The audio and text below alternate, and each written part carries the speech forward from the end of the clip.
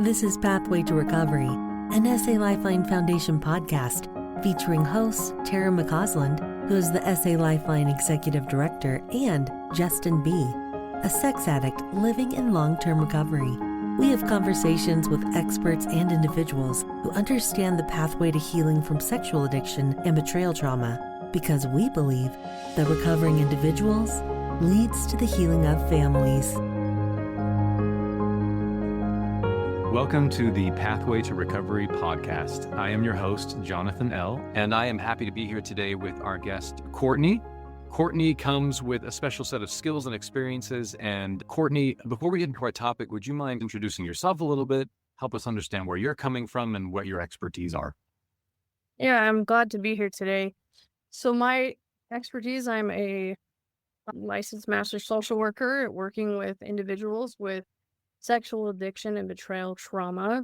I also know this realm a little bit from personal experience. And so that gives me a little bit of an insight into how partners feel and the hardships that they face. So you've got the background, the experience, and then also a lot of expertise in the sense of you understand the counseling aspect, the working with folks who are going through these kind of things. So I'm excited because today's topic that we're focusing on is part of the recovery puzzle we haven't gotten to yet.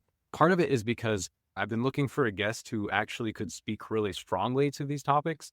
So thank goodness that you were recommended for this because I need your help. But specifically what we're talking about today is how do we find quality education and a really good therapist or find qualified therapy? This topic is something that I know a lot of people start to question, wonder about what's the best approach. So I have a couple of questions for you, and hopefully you can help us along this path here. This is kind of the more technical stuff of recovery. So let's get into that. So the first thing that I kind of want to look at is members are supposed to seek out a therapist. And what I hear a lot is that people should be looking for like a CSAT. That's the CSAT, Certified Sex Addiction Therapist. I've also heard the acronym APSATAS. That one's really long. It's the Association of Partners of Sex Addicts Trauma Specialists. They have licenses. There's all this alphabet on here. Can you help me? Yeah, so many acronyms, so many letters. Yeah. So there's a few different organizations that do training in those, and you're describing two different organizations. One's called an APSAT, and their primary training is in betrayal trauma. And so a CSAT is a Certified Sex Addiction Therapist, and they are trained under the Patrick Carnes modality. He created a whole modality. There's also a CPTT, Certified Partner Trauma Therapist, which is betrayal trauma. And then there's the CBERT. It's a couples trauma, betrayal trauma and sex addiction therapist. So there's a few different licenses. It's extra training that people get. So breaking this down, what would you point people to look for? How do you make the decision of which kind of therapist to go see? Well, it depends on what you need. So if you're a betrayed spouse, you can really go with anybody, because the Certified Sex Addiction Therapist, or a CSAT, has betrayal trauma training within it. They do 30 hours just on betrayal trauma. And then they do couples as well. So it's 120 hours of training total for a CSAT. And then the APSATs, if you're a betrayed partner, then they're going to only do betrayal trauma. And so if you're a sex addict, that's not going to be the option for you. You're going to want to go to a CSAT for that. So you kind of have to go which one. I mean, on the website, what's cool is like Psychology Today or their websites are going to show what their training is, and it's going to spell it out for you. So you don't have to remember all the acronyms. Okay, that's helpful, especially for people who are just dealing with the emotional weight and all of everything that's just happened. The search for a therapist seems kind of overwhelming in and of itself, right? As I've been reading through the material, the book, it talks about providing a list of questions to members, helping them evaluate a potential therapist. So let's say you go on, you find a website, you find they have the right search, you're looking over this. Which questions do you feel like are most critical for a newcomer to ask during their first session with a therapist to kind of get that right fit feel? Like, how do you really evaluate a therapist? Yeah, that's always the hard part, right? Figuring out if they're the right ones. I would say the first thing is, do you jive with the therapist? Like, do you feel comfortable? And there's going to be that awkward, like, are they going to judge me? First impression, right? Like, I think everybody feels that when they first come in. I really like the questions on the SA Lifeline Foundation page. Really, the first 4 questions are really great, especially what is your perspective on the effects of pornography use on individuals and relationships? Because if someone doesn't realize pornography creates betrayal trauma, as a therapist, then they're going to be telling you different things and not necessarily the most helpful things. And then understanding the difference between sexual behaviors and those impacts. So the other thing to consider is, do they know about betrayal trauma? And so asking clarifying questions, because if they don't understand or recognize or even have the training for betrayal trauma, then they're going to go off of a codependency modality, which is harmful for the partner. And so I recommend asking specifically of, do you know what betrayal trauma is and its impact on someone? And if they're like, I don't know what betrayal trauma is, just run. Like say, go find a different therapist. And that is for the addicts as well. If your therapist doesn't understand betrayal trauma, then they're going to be giving you advice and old research modalities, which aren't going to be helpful for your healing, especially in your relationship. You mentioned this term modalities. Can you break that down for me for like the layman? Help me understand it from a Neanderthal perspective. Modalities are basically how therapists start to address different concerns. CBT or cognitive behavioral therapy is one way to address addiction. It's not the only way. And then you have lots of different other types, but it's how we look at different things and where our lens is when we're talking to people. And so we're always looking, at least I have 2 different modes on in my brain. One is going, I'm listening and reflecting and understanding what someone is saying.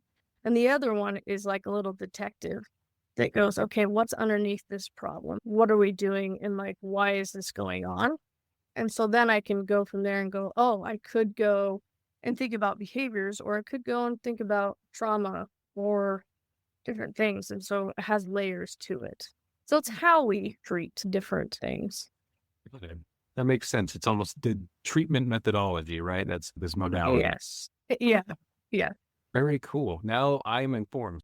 So we're talking about, do you know what betrayal trauma is? Was a really big one that you mentioned on there. Yes. Are there any other questions that we didn't discuss that you think would be good to ask a therapist? I think asking if they recognize sex addiction as an addiction in this community, if you're not trained as like a CSAT, then oftentimes it's not taught in grad school. So in our master's programs, it's not really taught. I had 1 class on addictions and that was it. And 1 day was on sex addiction, but it wasn't called an addiction. It was called compulsive sexual behavior.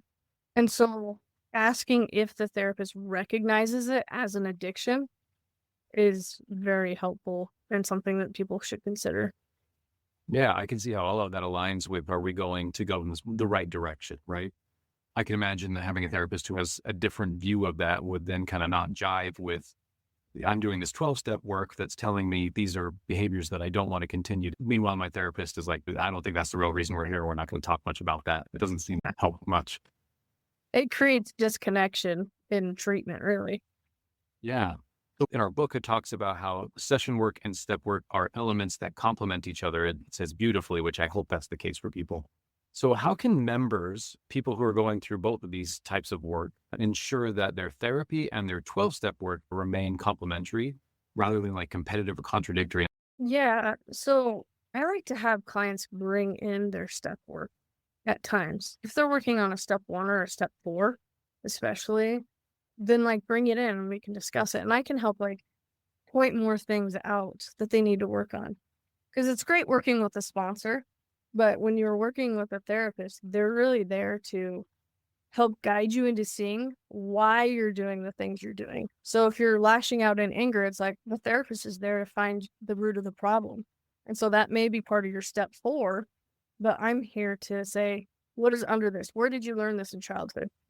So it's similar, but different. It's a deeper level. I haven't really seen it as competitive or contradictory, like in the sense of actually working with the steps. I have seen it with like sponsors giving different advice than a therapist would. And I think it's important for each individual to take the group member's advice and their therapist's advice and say, what is right for me in my journey? Because therapists can be wrong and group members can be wrong. It's just individual. And to bring that into the session and to go, this is what I'm being told and it doesn't feel right for me, or does feel right. We just have to figure it out together. Really like that. There's something that in a lot of the rooms that I've been in and also in discussion with others where they've said that there's sometimes sponsors who will say, I don't know about that. That seems like therapist territory to me. I've had some sponsors say that to me. But I almost wonder, maybe, have you ever thought about that? Or is there any perspective you have on like, where would one typically draw the line between, because you said it's a deeper thing when you work in a session, but for some of the sponsors out there, when's a good time to defer to a therapist as opposed to trying to be the therapist sponsor? Does that make sense?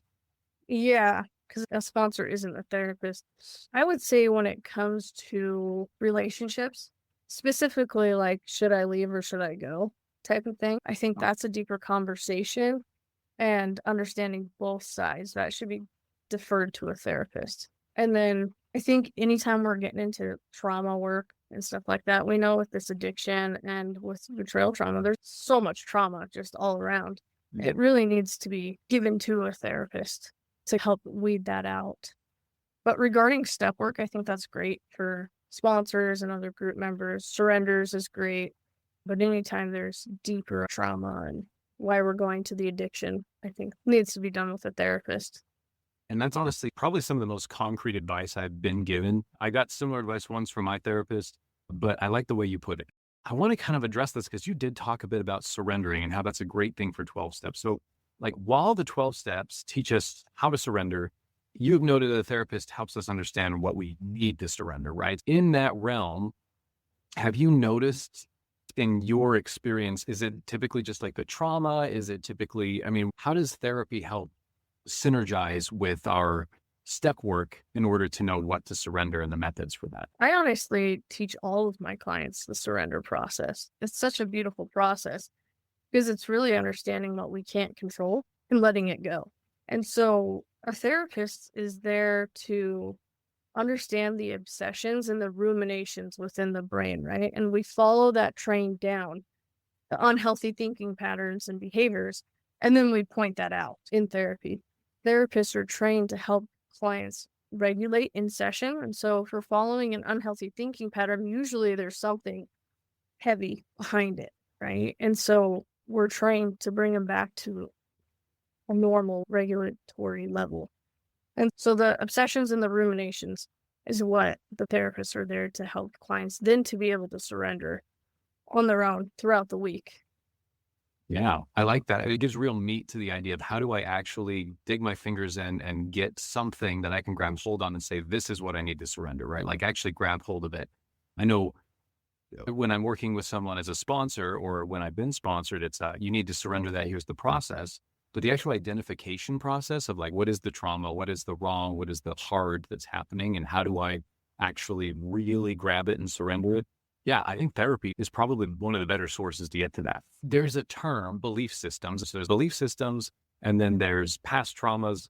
Can you explain how therapy actually helps uncover these belief systems and past traumas, especially the ones that are impeding members' progress in the steps? Like as we're doing the pathway to recovery here, what is it about therapy that helps us see these belief systems and these past traumas? Therapists can usually figure out where the behaviors are coming from because we see the patterns as they come. I like to say this. I probably got it from a training somewhere that behind every behavior is just a coping skill that was created to protect. Most addicts that I see have very similar stories. Not the same, but similar. So I saw porn at a young age. I didn't feel attached to parents. I didn't know how to handle emotions. And that porn never rejected. And some people don't have like the big traumas of abuse. There are patterns from childhood that need to be resolved in order to like find true recovery. Because if we're working the steps and don't know where the underlying traumas are, then it's really hard to find recovery. If we don't face those demons or patterns from childhood, sometimes it's just a pattern that we learned and it's going to resurface and progress. And then progress is stalled because we don't know where this pattern is coming from. typically I see it stall out around step 4, because that's where you really start digging. Step 1, you lay out and say, this is everything I've done, right? For an addict. And step 1, 2, and 3 is the surrender process, at least on the women's side.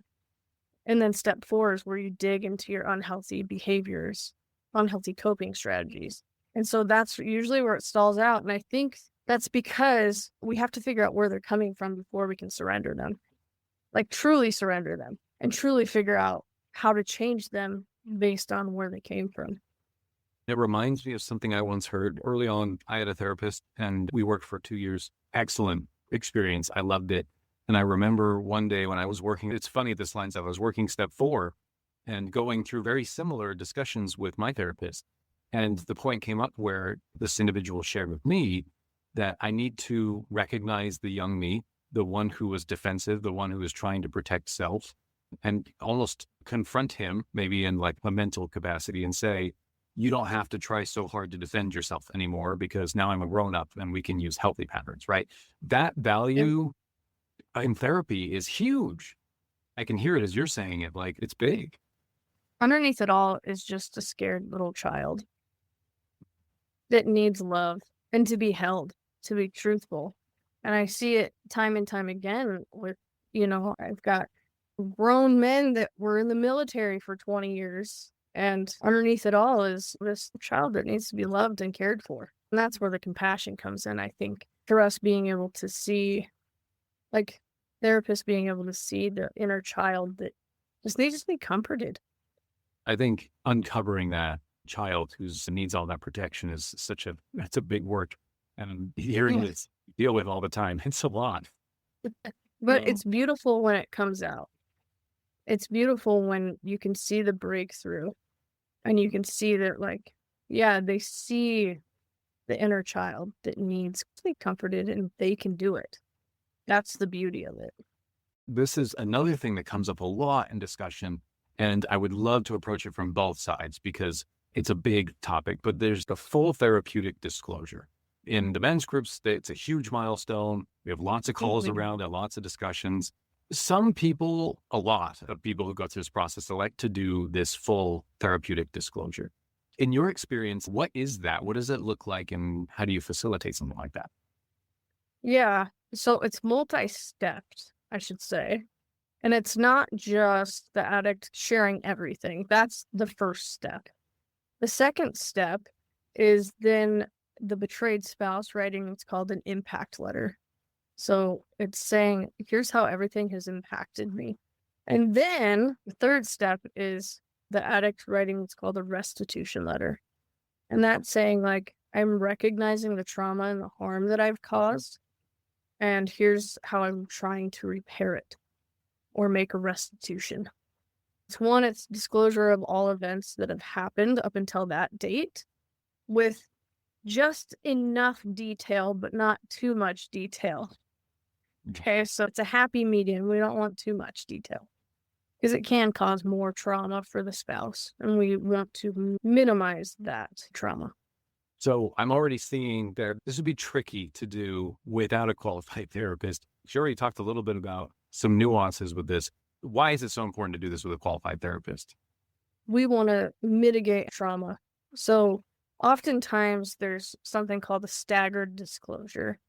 And so basically it's the couple, the addicts coming and saying, hey, I've done this. And then a week later, hey, I've done this too. And a day later, hey, I've done this too. And so it really feels like death by 1,000 cuts. And oftentimes the addict is going, I've gotten it all off my chest type of thing. And the betrayed spouse is going, but I'm dying. I'm bleeding out. If you don't do it with a therapist, oftentimes what I've seen is it feels disconnecting for the couple. Whereas with doing it with a trained therapist that has training in this specific area, when done correctly, it is a pivotal point in reconnection for the couple. And most couples feel that it was healing rather than disconnecting. That's why it's just key to have a qualified therapist that knows how to structure this disclosure and make sure there's not too much detail.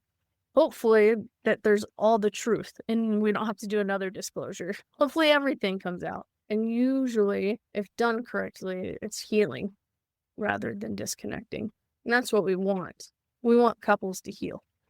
And I'm sure the aspect of mediating is a huge part of it too, because two people who are both emotionally unstable trying to organize that seems like a circus.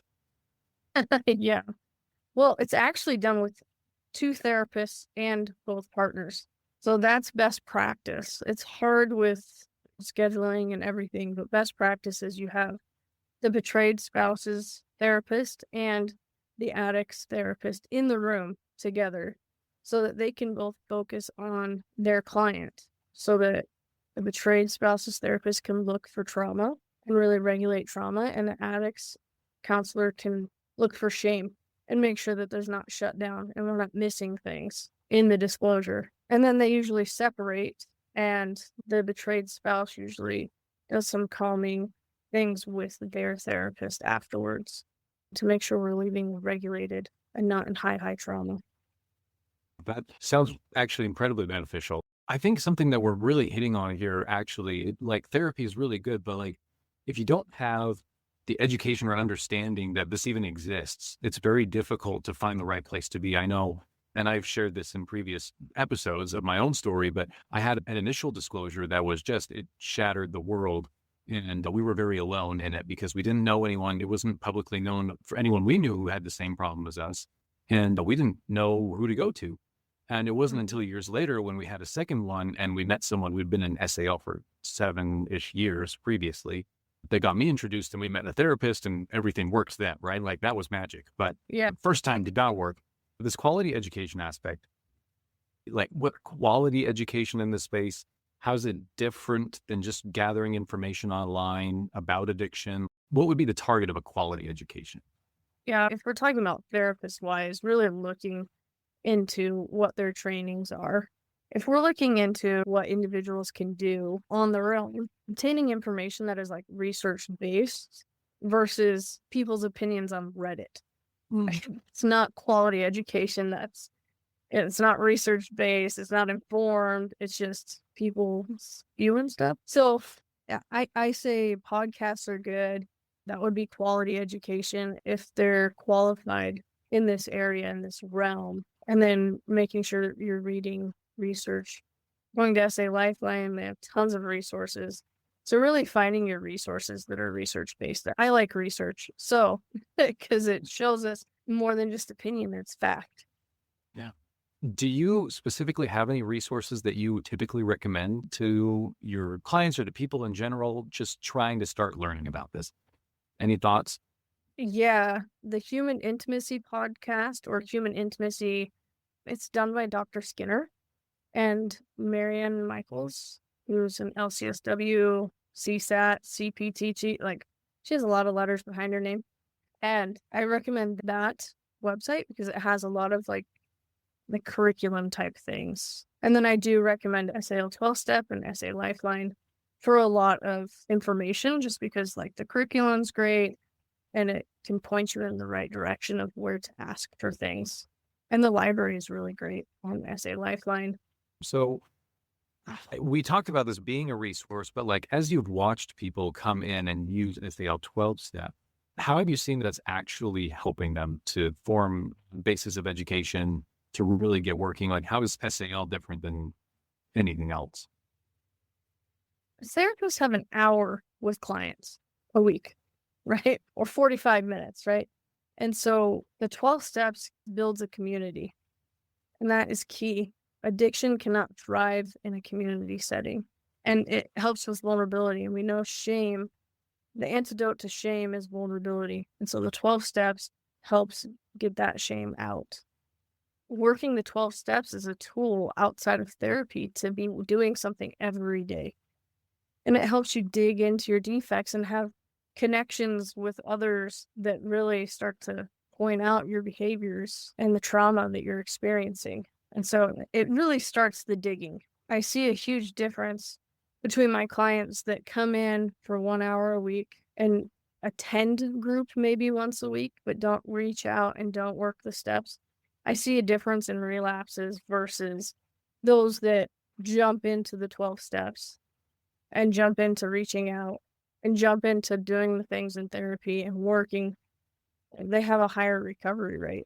If the answer is, what can I do? The answer is yes, do it all, because that's where you find recovery. Jump right in. I love that. Just do it. It works when I work it. So work it. You're worth it, right? The whole, if you do it, it'll work, right? Yep.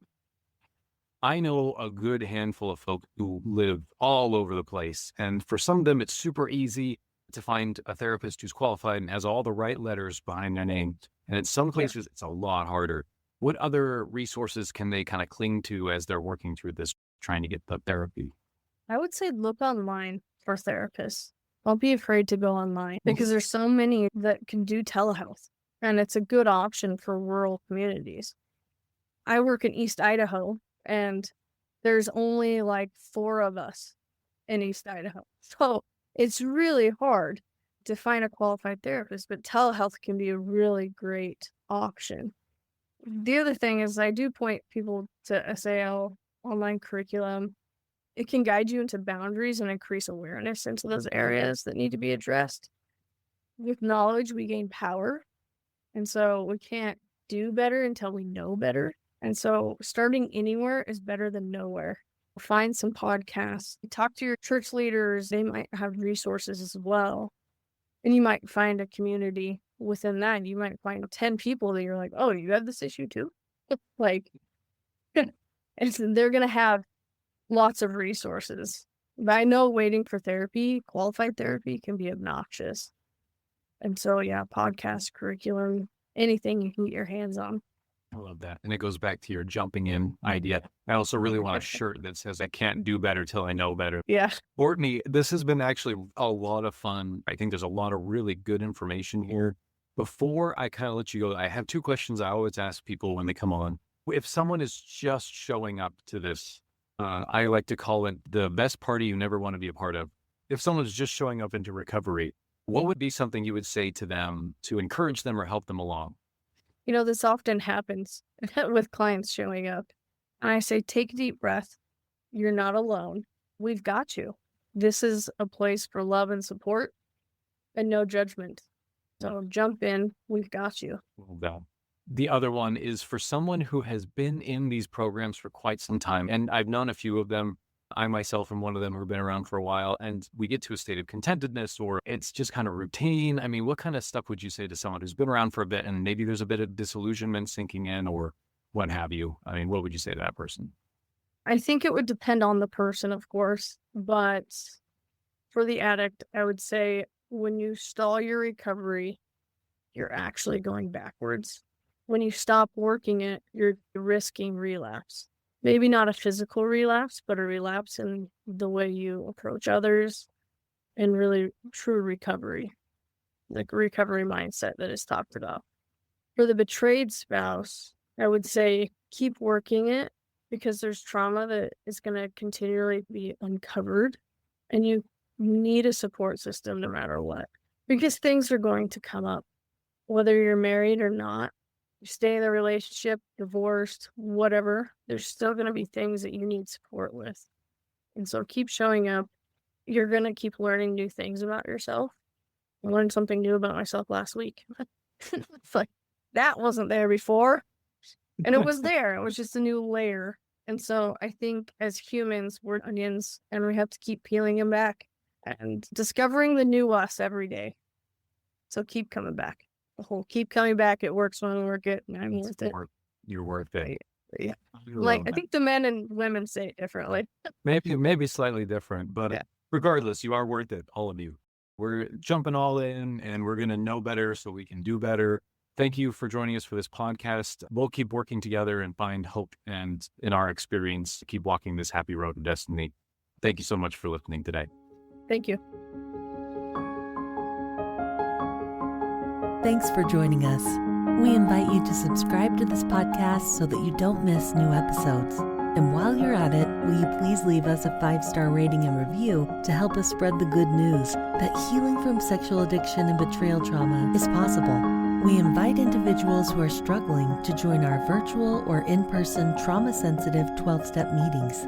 Meeting times and locations can be found at sal12step.org. You can find quality education at salifeline.org, and we hope that you will follow us on Instagram and Facebook. SA Lifeline is a 501c3 nonprofit organization, and we welcome donations. SA Lifeline, come heal with us.